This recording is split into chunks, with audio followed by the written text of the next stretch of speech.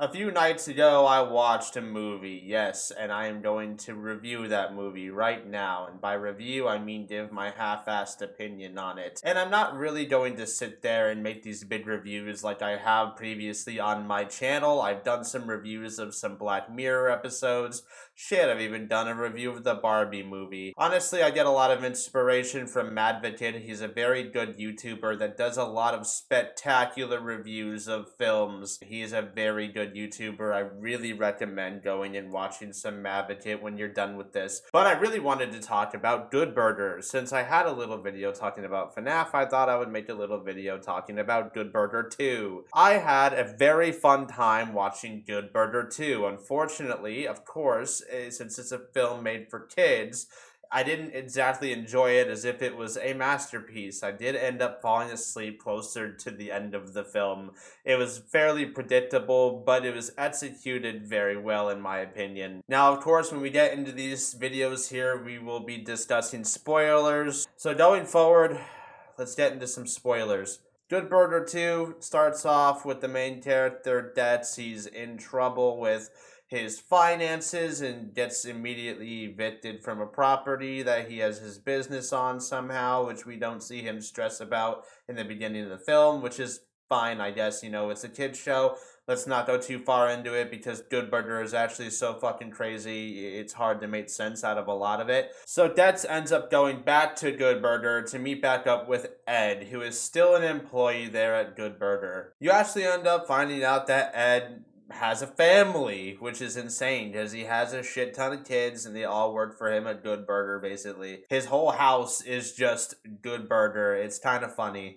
He does a very good job at portraying it, and whoever the actor that played his son, like his oldest son, does such a good job at pretending to be him. It was almost very believable that it was just like a young him. The film gets a little out of control once there is a suit. You know, this guy is a lawyer trying to purchase Good Burger from Ed because you find out that Ed is actually the owner of Good Burger, which is a little wacky. You meet all these good characters, they all have these interesting attributes, and there's actually some very adult and darker jokes. Not like sexual or explicit, just like darker jokes, like some very like scary things. Like the Edith, I think, like the older character, she's the delivery driver, she's the old lady.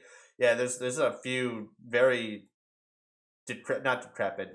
There's it's hard to explain. There's some dark humor in Good Burger too that I really did enjoy. It was really good.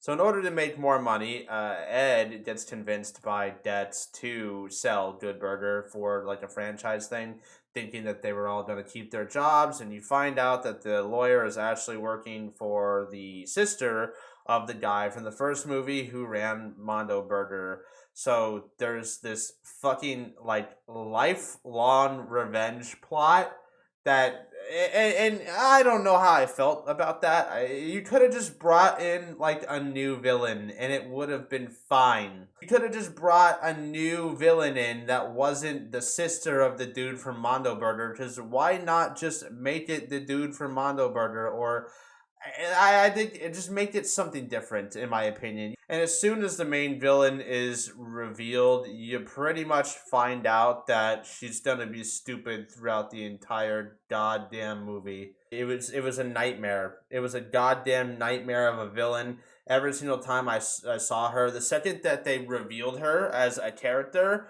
in the movie plot, it was just stupid. Like, she started making all of the worst decisions.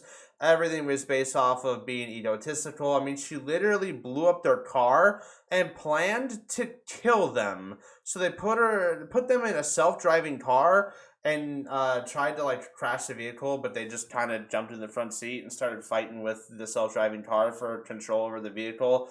When I guess like if you just had fucking flamethrowers to blow up their car in the first place, why not blow up the car that they're currently in? Or why even let them leave the facility? And why is this good for your business? When you took Good Burger from them, why didn't you just trespass them? Or literally anything logical? And I'll tell you why. Because the plot just simply had to advance, and it was a kids movie, so kids don't care. And that's an acceptable thing for me. It doesn't have to make sense for a kids movie, but it does have to make sense to be a good movie. That's kind of my biggest complaint. All of the beginning of Good Burger 2 and the middle of Good Burger 2 was very good, very well executed, very interesting jokes. I like how fucking Detz was brushing his teeth and Ed just actually walks into the bathroom with like a plate of pancakes and bacon. He's like, "Hey, you want breakfast?" He's like, "Dude, I'm in the bathroom. Usually people leave you alone when you're in the bathroom." And he's like, "All right." And he doesn't brush his teeth. He's like, "Why is there maple syrup in this toothpaste?" He's like, "Oh, for the pancakes." And it's like, fuck, yeah, you know what? He's right. It's like, that was so good. It was so fun and it was so warm. Like, it was so warm and it felt so wholesome.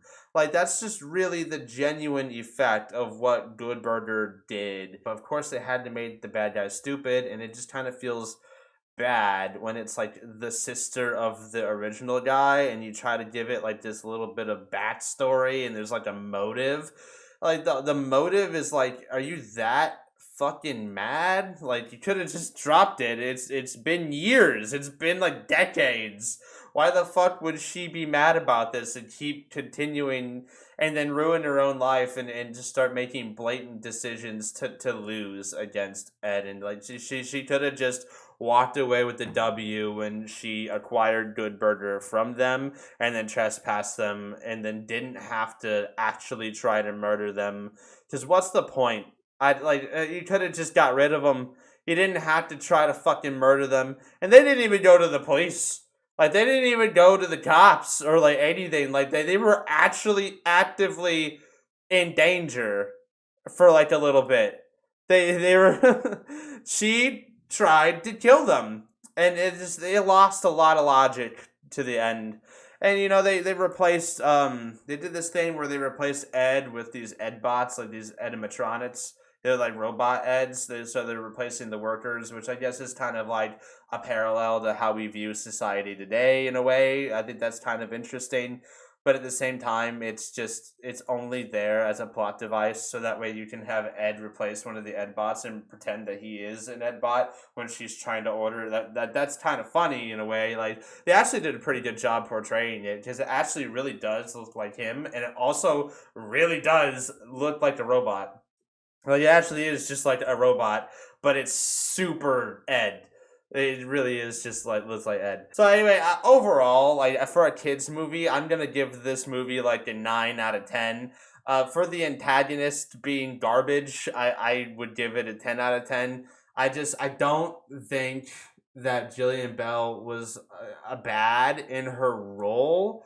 I just don't think that character fit, because it's just, why would she have this enormous grudge for that many years and then just completely fumble the ball? You could have just expanded on the Good Burger universe by making a brand new villain with brand new quirks and make them completely different and goofy and wacky. I seriously think that, you know, Jillian Bell did an okay job at acting it. It's just the character was so fucking stupid. I think that's weird too, because we get this like stereotype of how we don't want women to play these stupid characters, but then we keep giving women these stupid fucking characters to play.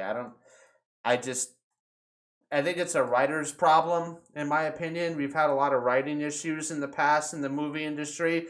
That's just how I feel about it. Let me know what you think in the comments. Leave a like and hit the subscribe button, guys. I'll see you guys in the next video. I'll catch you guys tomorrow night on Sunday Eastern Standard Time. It's going to be 6 p.m. for the Talk Bots episode 3. Goodbye. Complete.